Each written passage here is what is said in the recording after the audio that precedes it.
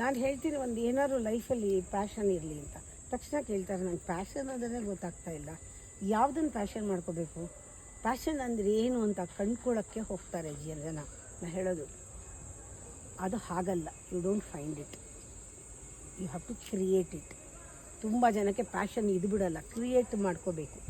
You create it by getting good at it, something good. ಯಾವುದ್ರಲ್ಲಾರು ಆಸಕ್ತಿ ಬರುತ್ತಲ್ಲ ನೋಡ್ಕೊಳ್ಳಿ. ನಿಮ್ಮನ್ನೇ ನೋಡ್ಕೊಳ್ಳೋದೇ ಇದ್ದರೆ ನೀವು ಏನು ಕಲ್ತ್ಕೊಂಡಂಗೆ ಆಯಿತು. ನಿಮ್ಗೆ ಯಾವುದ್ರಲ್ಲಿ ಆಸಕ್ತಿ ಇದೆ, ಒಂದು ಅಡುಗೆ ಮಾಡೋಕ್ಕೆ ಆಸಕ್ತಿನ, ಏನು ಮಾಡೋಕ್ಕೆ ಆಸಕ್ತಿ, ಗುಡ್ ಸ್ಟಫ್ ಏನಿದೆ ನಿಮ್ಮಲ್ಲಿ, ಅದು ಯಾವುದಾದ್ರೂ ಮಾಡ್ತಾ ಇರುವಾಗ ಕೆಲವು ನಿಮ್ಮ ಎನರ್ಜಿನ ಎಳೆದು ಬಿಡುತ್ತೆ. ನೀವು ಪ್ಯಾಷನ್ ಅಂದ್ಕೊಂಡಿರ್ತೀರಾ, ಸಕ್ ಮಾಡುತ್ತೆ. ಅಯ್ಯೋ ಇದೆಲ್ಲ ನಂಗೆ ಸುಸ್ತಾಗ್ತಾ ಇದೆ, I am exhausted.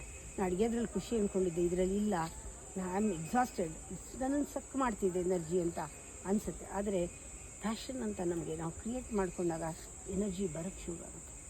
For example ನನ್ನೇ ತಗೊಳ್ಳಿ, ನಾನು ಎಷ್ಟು ಮಾತಾಡ್ತಿದ್ರು ಅಷ್ಟು ಡಬಲ್ ಎನರ್ಜಿ, ಹೇಳ್ತಾ ಇದ್ದರೆ ಡಬಲ್ ಎನರ್ಜಿ, ಒಳಗಡೆಯಿಂದ ಏನೋ ಬರ್ತಾ ಇರುತ್ತೆ, ಏನೋ ಖುಷಿ ಆಗ್ತಾ ಇರುತ್ತೆ.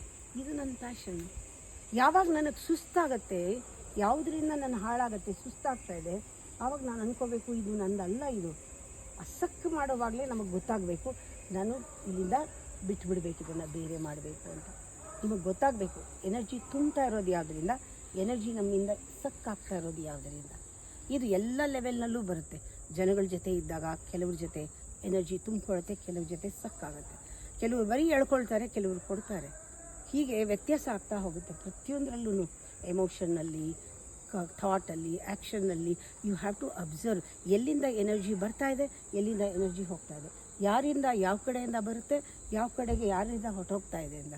ಆವಾಗ ನೀವು ಕಂಪ್ಲೀಟಾಗಿ ನಿಮ್ಮನ್ನು ಕಂಟ್ರೋಲ್ ಮಾಡ್ಕೋಬೋದು, ಚಾನಲ್ ಮಾಡ್ಬೋದು ಎನರ್ಜಿನ.